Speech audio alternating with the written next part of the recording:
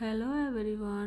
നമ്മൾ ഇന്ന് ഡിസ്കസ് ചെയ്യാൻ പോകുന്നത് C# പ്രോഗ്രാമിംഗ് ലാംഗ്വേജിനകത്തുള്ള ഒബ്ജക്ട്സ്, ക്ലാസ്, പിന്നെ അതിൻ്റെ പ്രത്യേകതകൾ, അതിൻ്റെ എക്സാമ്പിൾസ് ഒക്കെയാണ്. നമ്മൾ C# പ്രോഗ്രാമിംഗ് ലാംഗ്വേജിൻ്റെ ഇൻട്രൊഡക്ഷൻ വീഡിയോസിൽ നമ്മൾ വ്യക്തമായി പറഞ്ഞിരുന്നതാണ് C# പ്രോഗ്രാമിംഗ് ലാംഗ്വേജ് ഒരു ഒബ്ജക്റ്റ് ഓറിയൻറ്റഡ് പ്രോഗ്രാമിംഗ് ലാംഗ്വേജ് ആണ് എന്നുള്ളത്. അപ്പോൾ ഈ ഒബ്ജക്റ്റ് ഓറിയൻറ്റഡ് പ്രോഗ്രാമിംഗ് ലാംഗ്വേജിൻ്റെ പ്രത്യേകത അതിനകത്ത് ഒബ്ജക്ട്സും ക്ലാസ്സും ഒക്കെ ക്രിയേറ്റ് ചെയ്തിട്ടാണ് നമ്മൾ മാനിപ്പുലേഷൻസും എക്സിക്യൂഷൻസൊക്കെ നടത്തുന്നത്. അപ്പോൾ എങ്ങനെയാണ് അത് ചെയ്യുന്നത്, എന്താണ് ഈ പറയപ്പെടുന്ന ഒബ്ജക്റ്റ്, ക്ലാസ് എന്നുള്ളതൊക്കെയാണ് നമ്മളിവിടെ ഡീറ്റെയിൽഡ് ആയിട്ട് നോക്കാൻ പോകുന്നത്. നമുക്കറിയാം C# പ്രോഗ്രാമിംഗ് ലാംഗ്വേജ് ഒരു ഒബ്ജക്റ്റ് ഓറിയൻറ്റഡ് ലാംഗ്വേജ് ആയതുകൊണ്ട് തന്നെ അതിനകത്ത് നമ്മൾ പ്രോഗ്രാംസ് അല്ലെങ്കിൽ കോഡിംഗ് ഒക്കെ ഡിസൈൻ ചെയ്യുന്നത് ഒബ്ജക്ട്സും ക്ലാസ്സൊക്കെ യൂസ് ചെയ്തുകൊണ്ടാണ്. അപ്പോൾ നമുക്ക് ആദ്യം ഒബ്ജക്റ്റ് എന്താണെന്ന് നോക്കാം. ഒബ്ജക്റ്റിനെ പല രീതിയിലും നമുക്ക് ഡിഫൈൻ ചെയ്യാം. ഇവിടെ ഫസ്റ്റ് പറയുന്നൊരു പോയിൻ്റ്, ഒബ്ജക്റ്റ് എന്ന് പറഞ്ഞാൽ ഒരു റിയൽ വേൾഡ് എൻറ്റിറ്റിയാണ്. അതായത് എന്തോ ആവാം, എന്തോ ഒരു എൻറ്റിറ്റി, അതിനെന്തെങ്കിലും പ്രത്യേകതകൾ ഉണ്ടായിരിക്കും, അതിന് സ്റ്റേറ്റ് ഉണ്ടായിരിക്കും, ബിഹേവിയറൊക്കെ ഉണ്ടായിരിക്കും. നമ്മളിപ്പോൾ റിയൽ വേൾഡ് എൻറ്റിറ്റി ആയിട്ട് പറയുകയാണെങ്കിൽ chair, car, pen, mobile, laptop, table, bed, anything. Okay, അങ്ങനത്തെ ഒക്കെ നമുക്കിവിടെ ഒരു ഒബ്ജക്റ്റായിട്ട് കാണാവുന്നതാണ്. മറ്റൊരു രീതിയിൽ നമ്മൾ പറയുകയാണെങ്കിൽ ഒബ്ജക്റ്റ് എന്ന് പറയുന്നത് സ്റ്റേറ്റും ബിഹേവിയറൊക്കെ ഉള്ളൊരു എൻറ്റിറ്റിയാണ്. അതായത് അതിന് ചില പ്രത്യേകതകൾ ഉണ്ടായിരിക്കും, അതിനകത്ത് ഡാറ്റ ഉണ്ടായിരിക്കും, അതാണ് സ്റ്റേറ്റ് കൊണ്ട് മീൻ ചെയ്യുന്നത്. പിന്നെ അതിന് ചില ഫങ്ഷണാലിറ്റീസ് ഉണ്ടായിരിക്കും, അതാണ് ബിഹേവിയർ കൊണ്ട് മീൻ ചെയ്യുന്നത്. അങ്ങനെ ചില പ്രത്യേകതകളുള്ള എൻറ്റിറ്റിയാണ് ഈ ഒബ്ജക്റ്റ് എന്ന് പറയപ്പെടുന്നത്. പിന്നെ നമുക്ക് ഒബ്ജക്റ്റിനെ ഒരു റൺ ടൈം എൻറ്റിറ്റി എന്നും പറയാം. കാരണം റൺ ടൈമിലാണ് അത് ക്രിയേറ്റ് ചെയ്യുക. നമുക്ക് എപ്പോഴൊക്കെയാണോ അതിൻ്റെ പർപ്പസ് വരുന്നത് അതിനനുസരിച്ചാണ് റൺ ടൈമിൽ അത് ക്രിയേറ്റ് ആവുന്നത്. പിന്നെ ഒബ്ജക്റ്റിനെ നമുക്ക് മറ്റൊരു രീതിയിൽ പറയാൻ പറ്റാവുന്നത് ഇതൊരു ഇൻസ്റ്റൻസ് ഓഫ് ക്ലാസ് ആണ്. അതായത് ക്ലാസ്സിനകത്ത് ഒരുപാട് ഒബ്ജക്റ്റുകൾ ഉണ്ടായിരിക്കും. അങ്ങനെയുള്ള അതിൻ്റെ പേരാണ് ഇൻസ്റ്റൻസ്, അല്ലെങ്കിൽ ക്ലാസ്സിൻ്റെ ഇൻസ്റ്റൻസ് ആണ് ഈ ഒബ്ജക്റ്റ് എന്ന് പറയുന്നത്. അപ്പോൾ ഈ ക്ലാസ്സിന് ഒരുപാട് മെമ്പേഴ്സ് ഉണ്ടായിരിക്കും. ഈ മെമ്പേഴ്സിനെയൊക്കെ നമുക്ക് ഒബ്ജക്റ്റ് ത്രൂ ആക്സസ് ചെയ്യാൻ പറ്റും. അപ്പോൾ നമ്മൾ സ്റ്റുഡൻറ്റ് എന്ന് പറഞ്ഞൊരു ക്ലാസ് ഉണ്ടെങ്കിൽ അതിനകത്ത് ഒരുപാട് മെമ്പേഴ്സ് ഉണ്ടായിരിക്കും. ഓരോ സ്റ്റുഡൻറ്റിൻ്റെ name, ID, age, mark, address, phone number, etcetera. അതൊക്കെ ആ ഒരു ക്ലാസ്സിൻ്റെ മെമ്പേഴ്സാണ് എങ്കിൽ അതൊക്കെ നമുക്ക് ഗെറ്റ് ചെയ്യാൻ പറ്റുന്നത് ഒബ്ജക്റ്റ് ത്രൂ മാത്രമാണ്. അതായത് നമ്മൾ ഓരോ S1, S2 എന്നൊക്കെ പറഞ്ഞ ഓരോ ഒബ്ജക്റ്റുകൾ ഉണ്ടാക്കി കഴിഞ്ഞാൽ ഓരോ ഒബ്ജക്റ്റിൻ്റെ ID എന്താണ്, അതിൻ്റെ നെയിം എന്താണ്, അതിൻ്റെ ഏജ് എന്താണ്, മാർക്ക് എന്താണെന്നുള്ള ഡീറ്റെയിൽസ് കിട്ടും. അപ്പോൾ നമുക്ക് മെമ്പേഴ്സിനെ ആക്സസ് ചെയ്യാൻ പറ്റുന്നത് ഒബ്ജക്റ്റ് ത്രൂ ആണ്. ഇവിടെ നമുക്ക് നോക്കാം എങ്ങനെയാണ് നമ്മൾ ഒരു ഒബ്ജക്റ്റ് ക്രിയേറ്റ് ചെയ്യുന്നത്. അതിൻ്റെ സിൻറ്റാക്സ് ആണ് നമ്മൾ പറയുന്നത്. Student S1 = new student semicolon.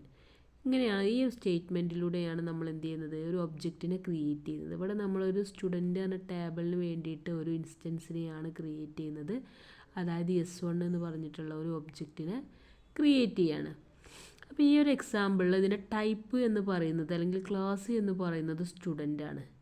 അതിനകത്ത് യൂസ് ചെയ്യുന്ന റെഫറൻസ് വേരിയബിൾ എന്ന് പറയുന്നത് S1 ആണ്. അതാണ് ഈ പറയപ്പെടുന്ന ഒബ്ജക്റ്റ് അല്ലെങ്കിൽ എൻറ്റിറ്റി എന്നൊക്കെ പറയുന്നത്.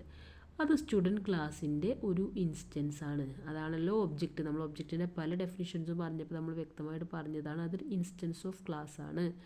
പിന്നെ ഇതിനകത്ത് നമ്മൾ യൂസ് ചെയ്യുന്ന ഒന്നാണ് ന്യൂ കീവേഡ്. അത് യൂസ് ചെയ്ത് കഴിഞ്ഞാൽ നമുക്ക് റൺ ടൈമിൽ മെമ്മറി അലോക്കേഷൻസ് ഗെറ്റ് ചെയ്യാൻ കഴിയും. അതിനാണ് ആ കീവേഡ് യൂസ് ചെയ്യുന്നത്. അപ്പോൾ നിങ്ങൾക്ക് മനസ്സിലായല്ലോ എങ്ങനെയാണ് ഒരു ഒബ്ജക്റ്റ് ക്രിയേറ്റ് ആവുന്നത് എന്ന് എല്ലാവർക്കും വ്യക്തമായിട്ടുണ്ടാവും.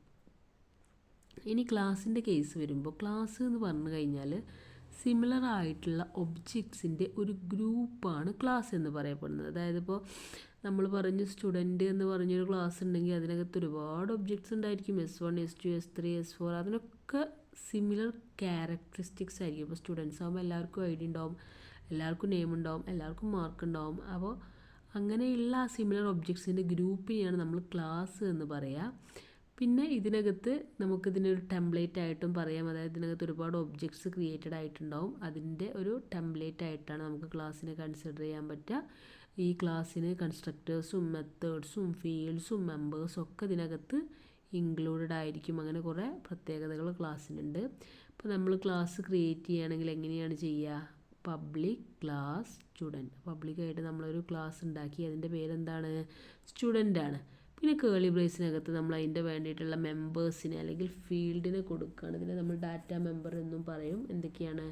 ഇൻ്റെ ID കൊടുക്കാം, സ്ട്രിങ് നെയിം കൊടുക്കാം, പിന്നെ ഇൻ്റെ മാർക്ക് കൊടുക്കാം, ഇൻ്റെ ഏജ് കൊടുക്കാം, സ്ട്രിങ് അഡ്രസ്സ് കൊടുക്കാം, ഇൻ്റെ ഫോൺ നമ്പർ കൊടുക്കാം. അങ്ങനെ ഒരുപാട് മെമ്പേഴ്സിനെ നമുക്ക് ക്രിയേറ്റ് ചെയ്യാൻ കഴിയും. ഇവിടെ നമ്മൾ സിമ്പിളായിട്ടാണ് ജസ്റ്റ് 2 മെമ്പേഴ്സിനെ വെച്ച് ചെയ്തിട്ടുള്ളത്.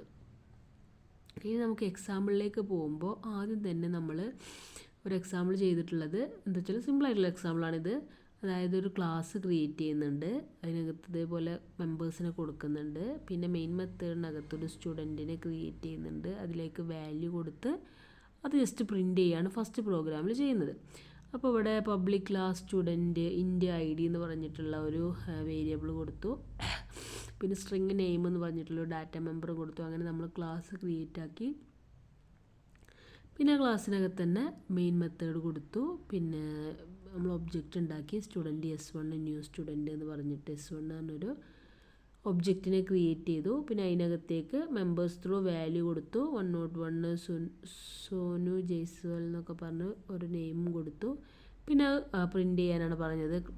കൺസോൾ റൈറ്റ് ലൈൻ അത്രയാണ് ഫസ്റ്റത്തെ പ്രോഗ്രാമിലുള്ളത്.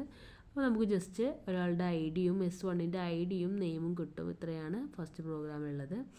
സെക്കൻഡ് പ്രോഗ്രാമിൻ്റെ കേസ് വരുമ്പോൾ നമ്മൾ 2 ക്ലാസ് യൂസ് ചെയ്തുകൊണ്ട് എങ്ങനെ ഈ സെയിം തിങ് ചെയ്യാമെന്നാണ് കാണിച്ചിട്ടുള്ളത്. ഇവിടെ നിങ്ങൾക്ക് കാണാം പബ്ലിക് ക്ലാസ് സ്റ്റുഡൻറ്റ്, പബ്ലിക് ഇൻ്റെ ID, പബ്ലിക് സ്ട്രിങ് നെയിം എന്നൊക്കെ കൊടുത്തിട്ടുണ്ട്. അതായത് ആ സ്റ്റുഡൻറ്റ് പറഞ്ഞ ക്ലാസ്സിനകത്ത് അവിടെ തന്നെ കേളി ബ്രേസ് ക്ലോസും ചെയ്തു. ഒരു ക്ലാസ് ഉണ്ടാക്കി, സ്റ്റുഡൻറ്റ് എന്നാണ് പേര്. പക്ഷേ അത് പബ്ലിക് ആയതുകൊണ്ട് തന്നെ നമുക്ക് വേറെ ക്ലാസ്സിനകത്തും യൂസ് ചെയ്യാം എന്നുള്ളതാണ് ഇവിടെ കാണിക്കുന്നത്. നേരത്തെ പറഞ്ഞ പ്രോഗ്രാമിൽ കേളി ബ്രേസ് അവിടെ ക്ലോസ് ചെയ്തിരുന്നില്ല. ഇവിടെ അത് ക്ലോസ് ചെയ്യാൻ കാരണം നമുക്കിത് പബ്ലിക് ക്ലാസ്സാണ്, അതുകൊണ്ട് യൂസ് ചെയ്യാം എന്ന് മനസ്സിലാക്കി തരാനാണ്. പിന്നെ അടുത്ത ക്ലാസ്സിൽ എന്താണ്? Class test student. അതിനകത്താണ് മെയിൻ മെത്തേഡ് ഉള്ളത്. മെയിൻ മെത്തേഡിനകത്ത് നമ്മൾ നേരത്തെ ചെയ്ത പോലെ തന്നെ നമ്മളുടെ ഒബ്ജക്റ്റ് ക്രിയേറ്റ് ചെയ്തു. Student S1 new student. പിന്നെ അതിലേക്ക് ID കൊടുത്തു, നെയിം കൊടുത്തു, എന്നിട്ട് ഔട്ട്പുട്ടൊക്കെ കൊടുത്തു. കൺസോൾ റൈറ്റ് ലൈൻ എന്ന് കൊടുത്തു. അപ്പോൾ ഇതിനും നേരത്തെ ഔട്ട്പുട്ട് തന്നെയാണ് കിട്ടുക, 101 പിന്നെ ഈ നെയിമും. പക്ഷെ മാറ്റമുള്ള എന്താ വെച്ചാൽ നമുക്ക് ഒരു ക്ലാസ്സിലുള്ള ക്ലാസ് നെയിമിനെ നമുക്ക് ഒബ്ജക്റ്റ് ക്രിയേഷന് വേണ്ടിയിട്ട് വേറൊരു ക്ലാസ്സിലും യൂസ് ചെയ്യാം എന്നുള്ളതാണ് ഇവിടെ കാണിക്കുന്നത്. കാരണം എന്താണ്? ഫസ്റ്റത്തെ ക്ലാസ് പബ്ലിക്കാണ് എന്നുള്ളതാണ് കേട്ടോ. ഇനി അടുത്തത്, ഇനി ഇതിനകത്ത് പറയുന്നത് നമ്മൾ മെത്തേഡ്സും കൂടി ഇൻക്ലൂഡ് ചെയ്തിട്ടുള്ളതാണ്. ഇവിടെ നമ്മൾ ഇൻസേർട്ട് എന്ന് പറഞ്ഞിട്ടുള്ളൊരു മെത്തേഡ് യൂസ് ചെയ്യുന്നുണ്ട്, ഡിസ്പ്ലേ എന്ന് പറഞ്ഞിട്ടുള്ളൊരു മെത്തേഡ്. അപ്പോൾ ഇങ്ങനെയും നമുക്ക് ഈസി ആയിട്ട്, പ്രത്യേകിച്ച് ഇതൊക്കെ പറഞ്ഞാൽ വലിയ വലിയ പ്രോഗ്രാംസിലാട്ടോ നമുക്ക് ഏറ്റവും യൂസ്ഫുൾ ആവുക. കുഞ്ഞു കുഞ്ഞു പ്രോഗ്രാമിൽ നമ്മളിത് എന്തിനാ അപ്പോൾ ഇതിൻ്റെ ഒന്നും ആവശ്യമില്ലല്ലോ, ഡയറക്റ്റായിട്ടും കൊടുത്താൽ പോലെ. പക്ഷേ വലിയ വലിയ പ്രോഗ്രാമിൽ ഒരുപാട് ഒബ്ജക്റ്റുകളിലേക്ക് ഇൻസേർട്ട് ചെയ്യാനും ഒരുപാട് ഒബ്ജക്റ്റുകൾ ഡിസ്പ്ലേ ചെയ്യാനൊക്കെ ഉണ്ടാകുന്ന കേസുകൾ ഇത് വളരെ യൂസ്ഫുൾ ആയിരിക്കും. ഒരൊറ്റ പ്രാവശ്യം മെത്തേഡ് ഉണ്ടാക്കി വെച്ച് കഴിഞ്ഞാൽ നമുക്ക് റിപ്പീറ്റഡ്ലി എന്ത് ചെയ്യാൻ പറ്റും? കോൾ ചെയ്യാൻ കഴിയും. ഇവിടെ പബ്ലിക് ക്ലാസ് സ്റ്റുഡൻറ്റ് ഉണ്ടാക്കി, പിന്നെ സ്ട്രിങ് നെയിമും ഇൻ്റെ ID ഒക്കെ നമ്മളവിടെ സെറ്റ് ചെയ്തു. പിന്നെ നമ്മൾ മെത്തേഡുകൾ ഡിഫൈൻ ചെയ്തു. പബ്ലിക് വോയിഡ് ഇൻസേർട്ട് ഇൻ്റെ I, string N, ID = I, name = N എന്നൊക്കെ പറഞ്ഞ് നമ്മൾ ഫസ്റ്റ് നമുക്ക് ഒരു ഒബ്ജക്റ്റിലേക്ക് വാല്യൂ ഇൻസേർട്ട് ചെയ്യാൻ വേണ്ടിയിട്ടാണ് ഇങ്ങനെ ഒരു മെത്തേഡ് ഉണ്ടാക്കിയത്. നമുക്ക് ID-യും കൊടുക്കണം, നെയിമും കൊടുക്കണം അതിന് വേണ്ടിയിട്ട് കേട്ടോ. പിന്നെ അടുത്ത ഡിസ്പ്ലേ എന്നൊരു മെത്തേഡ് ഉണ്ടാക്കി, പബ്ലിക് വോയിഡ് ഡിസ്പ്ലേ. ഇതെന്തിനാ വെച്ചാൽ നമുക്ക് ID-യും നെയിമും ഒക്കെ പ്രിൻ്റ് ചെയ്ത് വരാൻ വേണ്ടിയിട്ടാണ് ഈ ഒരു മെത്തേഡ് യൂസ് ചെയ്തിട്ടുള്ളത്. പിന്നെ എന്താണ്? അടുത്ത ടെസ്റ്റ് സ്റ്റുഡൻറ്റ് എന്ന ക്ലാസ്സിനകത്താണ് നമ്മൾ ഈ മെയിൻ മെത്തേഡിലാണ് ഇതൊക്കെ ചെയ്യാൻ പോകുന്നത്. പ്രോസസ്സിലേക്ക് വരുന്നത് 2 ഒബ്ജക്റ്റ്സ് നമ്മളിവിടെ ക്രിയേറ്റ് ചെയ്തു. Student S1 new student, student S2 new student. Okay, ആ 2 ഒബ്ജക്റ്റുകൾ ക്രിയേറ്റ് ആയി. ഇനി നമ്മൾ അതിലേക്കുള്ള വാല്യൂസ് ആണ് ഇൻസേർട്ട് ചെയ്യാൻ പോകുന്നത്. S1.insert 101 Ajeet, S2.insert 102 Tom. അതായത് S1 S2 എന്ന് പറഞ്ഞ് ഡോട്ട് ഇട്ട് കാണി ഇൻസേർട്ട് കൊടുത്തു കഴിഞ്ഞാൽ ആ ഇൻസേർട്ട് ഓപ്പറേഷൻ ഈസി ആയിട്ട് നടക്കും. പിന്നെ അടുത്ത ഓപ്പറേഷൻ എന്താ വെച്ചാൽ ഡിസ്പ്ലേ ആണ്. S1.display, S2.display. ഇതിപ്പോൾ ചെറിയൊരു പ്രോഗ്രാം ആകുമ്പോൾ ഇതിൻ്റെ ആവശ്യമില്ല എന്നൊക്കെ തോന്നാമെങ്കിലും വലിയ വലിയ പ്രോഗ്രാമുകളിലേക്ക് നമ്മൾ മൂവ് ചെയ്യുന്നതിനനുസരിച്ച് ഇതിൻ്റെയൊക്കെ ആവശ്യകത കൂടിക്കൊണ്ടേ ഇരിക്കും കേട്ടോ. അപ്പോൾ ആ ഒരു രീതിയിൽ കാര്യങ്ങൾ മനസ്സിലാക്കുക. ഔട്ട്പുട്ട് 101 അജീറ്റെന്നും 102 ടോം എന്നാണ് വരിക. അപ്പോൾ പറഞ്ഞ കോൺസെപ്റ്റ് എന്താണെന്ന് എല്ലാവർക്കും ക്ലിയർ ആയിട്ടുണ്ടാവും. എക്സാമ്പിൾസൊക്കെ മനസ്സിലായിട്ടുണ്ടാവും. Okay, thank you.